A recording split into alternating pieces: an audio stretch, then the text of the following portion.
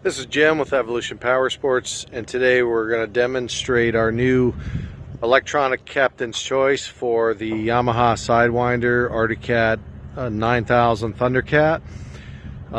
It's cutout style exhaust, so it gives you the best of both worlds. You can have it be nice and quiet when you want it quiet, and loud when you want it loud. With it open, definitely get a horsepower increase depending upon the tune, because it's basically a straight pipe right off the turbo down to the outlet, whereas when the cutout valve is closed, the exhaust is forced through the muffler. So I'm going to start it up and show you how it works. Okay, so now the cutout valve's closed, it's nice and quiet.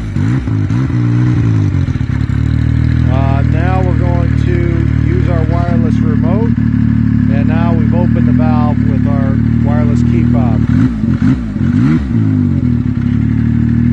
Now we're going to close it.